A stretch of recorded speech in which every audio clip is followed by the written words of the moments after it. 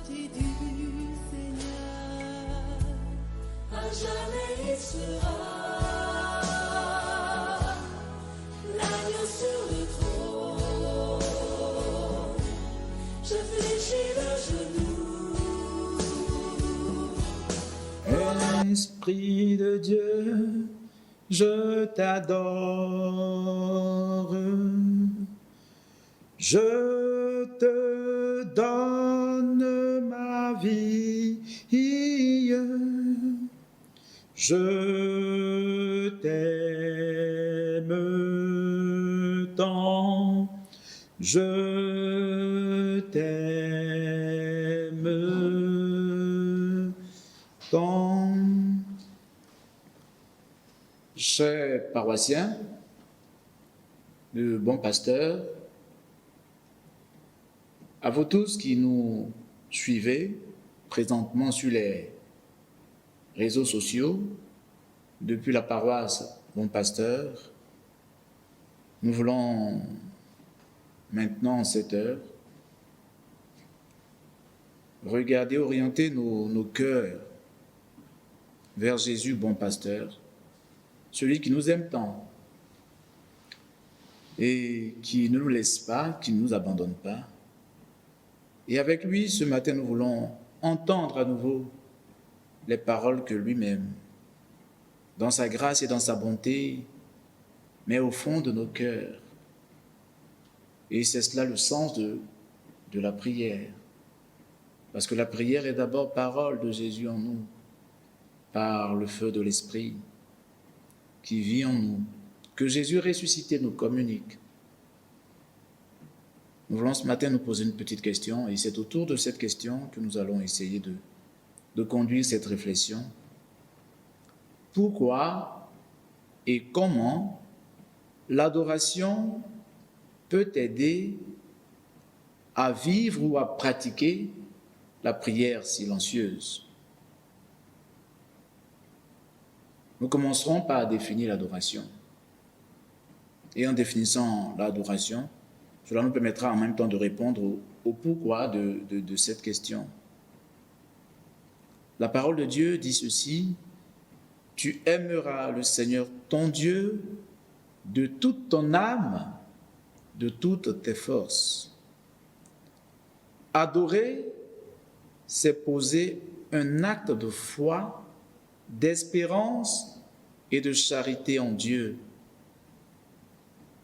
L'adoration porte à reconnaître, à établir la seigneurie divine sur toute chose. L'adoration proclame justement l'œuvre magnifique de la création. L'adoration nous tient dans un émerveillement devant l'œuvre de la rédemption. L'adoration glorifie Dieu en son Fils Jésus, Rédempteur et Sauveur du genre humain. Colossiens chapitre 1er, Éphésiens chapitre 1er. L'adoration unit à la fois la création et la rédemption. La création et la rédemption. Par l'adoration, nous sommes donc introduits dans l'hymne de l'univers, donc connectés à toute la création qui s'émeut devant Dieu. Et l'homme donc, comme l'orchestre de cette adoration, le maître d'œuvre ou le chantre, voilà, conduit l'univers entier, la nature physique à la rencontre du Christ. Et c'est bien ici d'aller reprendre Romains chapitre 8. Voilà ce verset quand Saint Paul parle.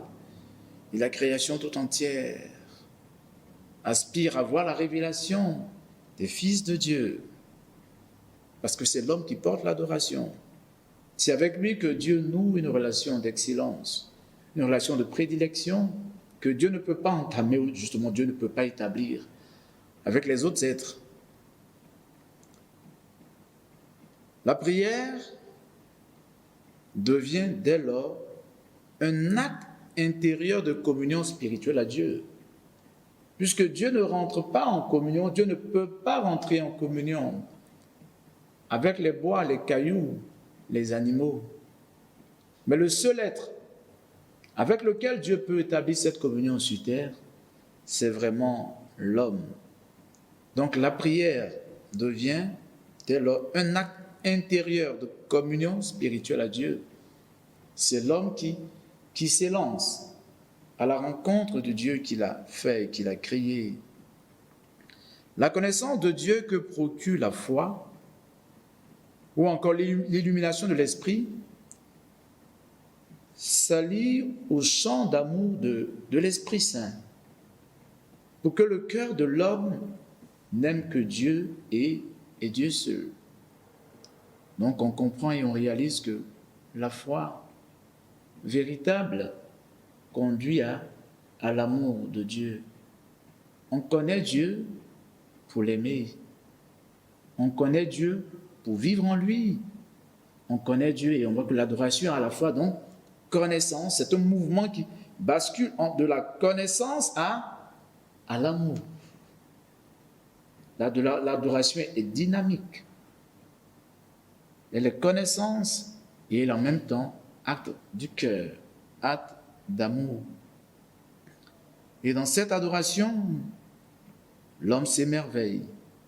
Il s'émerveille devant Dieu, justement, parce qu'il découvre la profondeur de l'amour de Dieu. Et il découvre qu'il est aimé de Dieu. Et il découvre sa beauté intérieure, justement.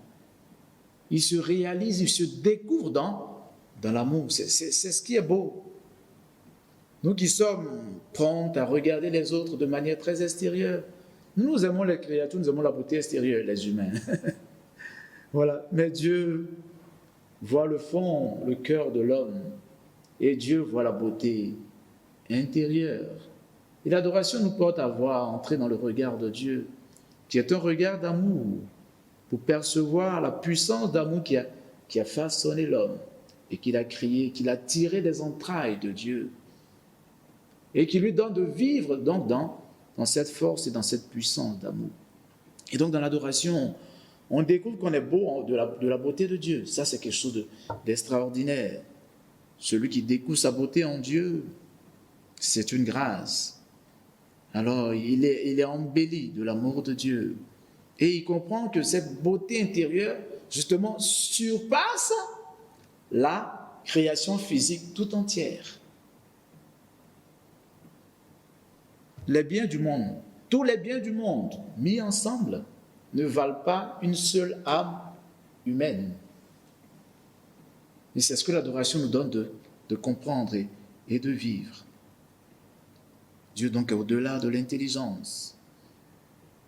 Et la foi nous conduit à cette communion, à la vie divine en Dieu. Alors c'est clair que l'intelligence et la volonté doivent se soumettre à Dieu. Il faut que l'intelligence et la volonté se soumettent à Dieu pour que cette aventure ou cette rencontre, cette marche-là, ou cette rencontre de Dieu personnel puisse s'établir. C'est surtout ça.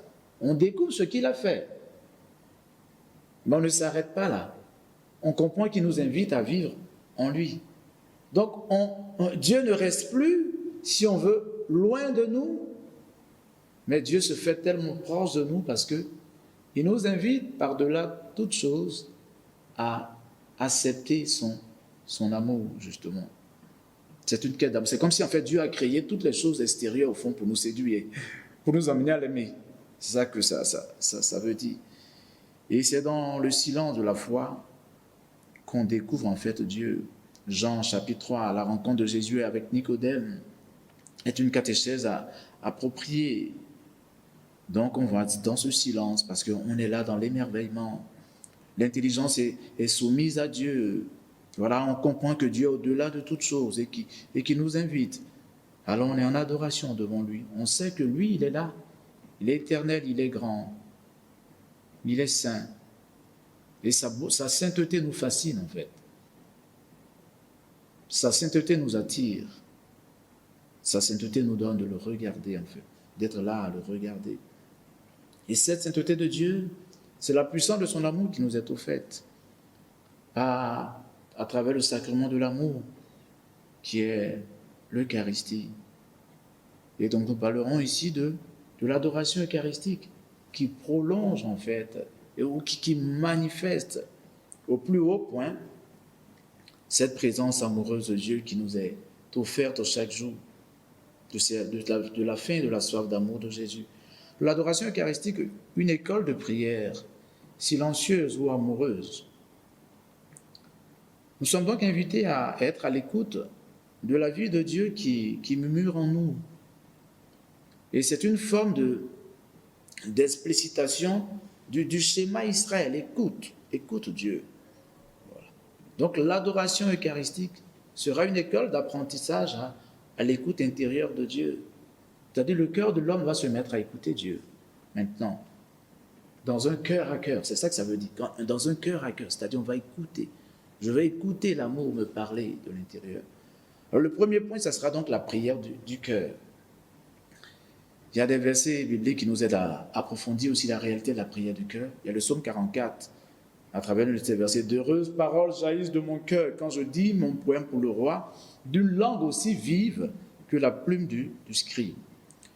Le père Balthazar, grand dévot de Jésus Eucharistie, pleurait en voyant les cours des grands de ce monde, bondés d'hommes en quête de quelque satisfaction humaine. Alors que tristement, un autre spectacle le désolait, c'était que la maison de Dieu, les églises étaient vides, là où demeurait le Saint des Saints, et devant le tabernacle, son trône de gloire, il n'avait personne. Venez, ajoute-t-il, âme pieuse, justement, tenez compagnie à Jésus-Christ, venez le consoler par votre présence. C'est son divin cœur qui nous le demande en nous promettant l'abondance de ses grâces si vous lui donnez cette consolation. Et ces grâces, c'est lui-même. Ce n'est pas un brin de lui, ce n'est pas un soupçon de lui, ce n'est pas des miettes que Jésus va nous donner, mais c'est entièrement lui-même qui va se donner à nous.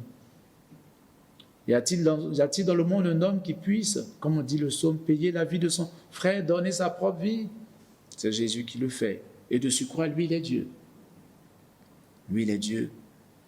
Thérèse disait que ce roi de gloire s'est caché sous les espèces du pain dans le sacrement de l'autel et a ainsi voilé sa majesté pour nous encourager à nous approcher de son cœur adorable avec le plus de confiance.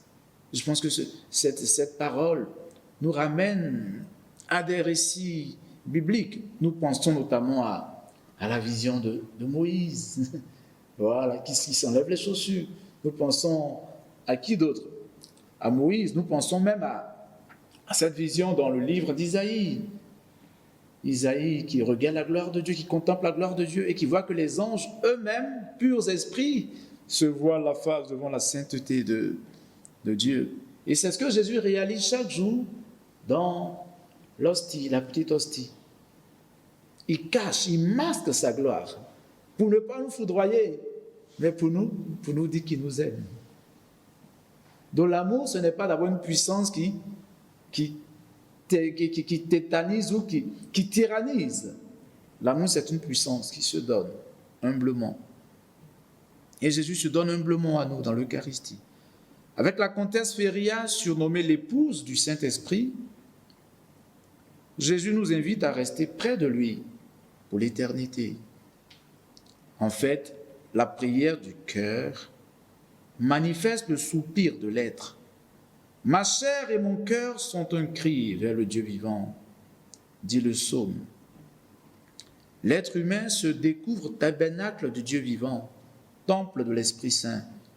Jésus précise donc dans l'Évangile, quand tu veux prier, entre dans ta chambre, ferme la porte.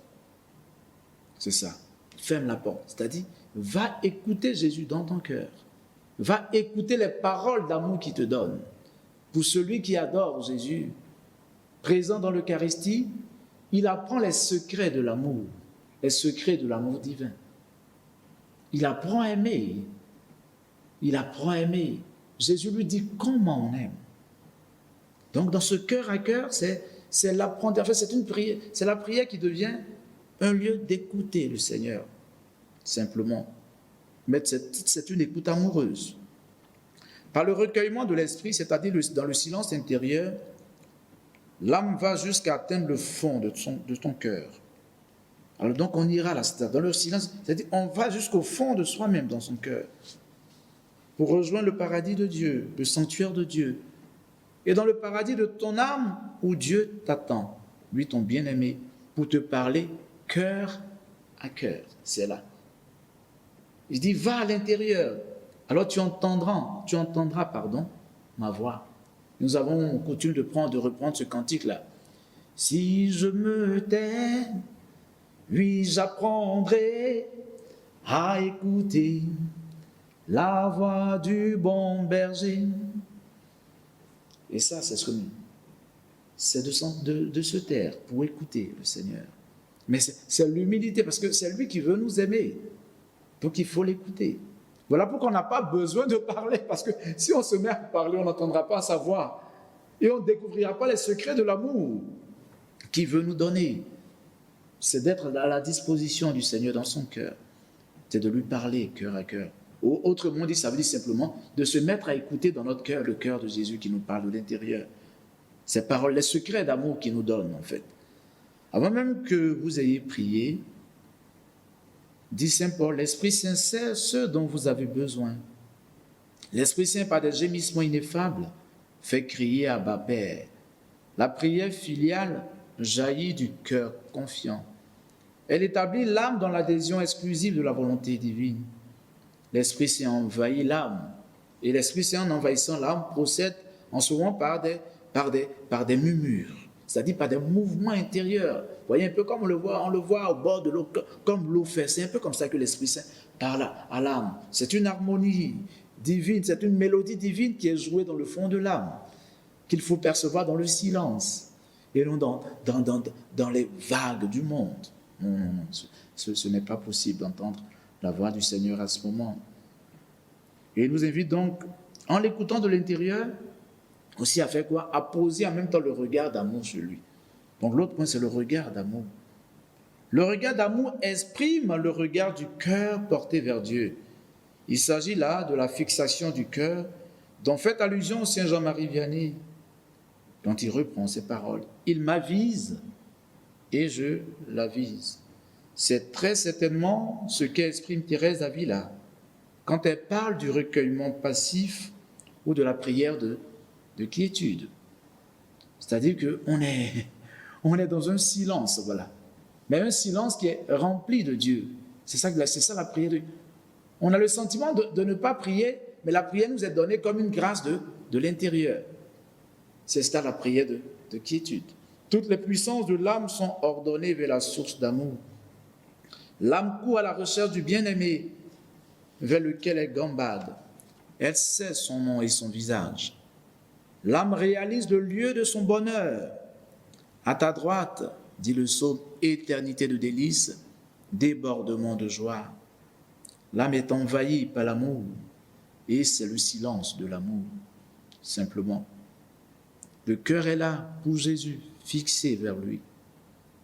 Et il agit, c'est comme un feu, il embrase en fait, son esprit embrase le cœur de l'homme. Il embrase, tout. Il consume l'être entier. Mais il le consume en vue de quoi? En vue de pouvoir à la fin quoi? Prendre ce cœur, unir ce cœur à son cœur, dans une forme d'épousailles mystique, de fiançailles. Alors le rapprochement des cœurs. Le cœur humain se dilate sous l'impulsion, l'attractivité d'amour qu'il reçoit. Il s'agit là des douces caresses divines. Le cœur devient tellement incandescent d'amour. Et cette âme désormais est sobre de parole. Un calme intérieur envahit son domaine.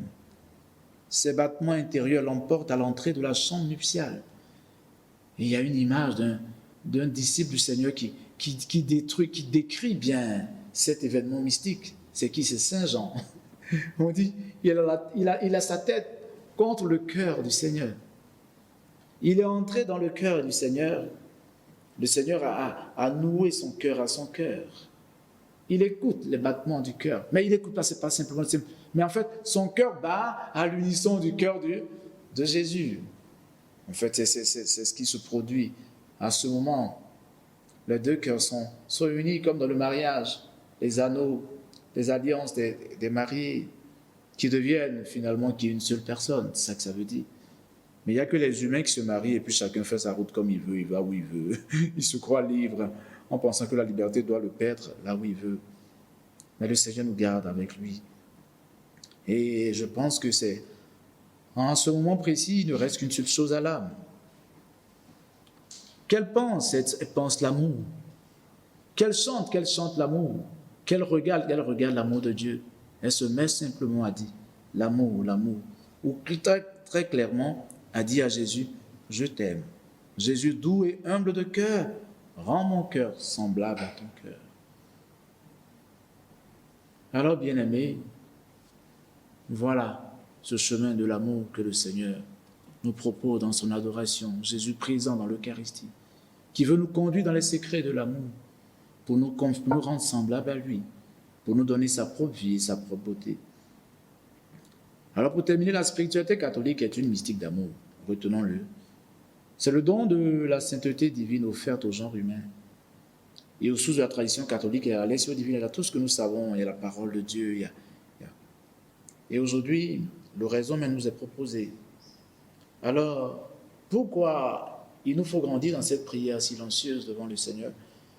C'est tout simplement parce que face au nouveau mouvement charismatique et les spiritualités moins intériorisées qu'elle développe, il y a urgence à revenir aux valeurs anciennes, notamment celle du silence, justement, et d'en tirer tous les fruits spirituels. Il s'agit de la vie intérieure qui, sans le silence, ne peut être féconde ni fructueuse. L'enjeu spirituel aujourd'hui, face à l'agression fatale du monde, nous impose, nous, de rechercher la sainteté véritable et non de courir après les charismes, mais plutôt de fonder notre vie en Dieu et en Jésus seul. Demandons par Marie Immaculée, maîtresse des âmes contemplatives, à la prière de Saint Joseph, l'ami des dévots du Sacré-Cœur de Jésus, de nous conduire dans le Saint des Saints, à la rencontre de Jésus dans son cœur. Couronnons donc le cœur de Jésus dans nos maisons, dans nos familles, et que Jésus, bon berger, qui donne sa vie pour ses brebis, demeure toujours avec nous. Amen. Les cieux proclament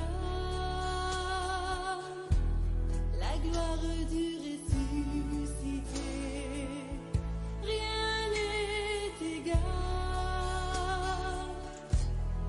à la beauté du Seigneur. À jamais il sera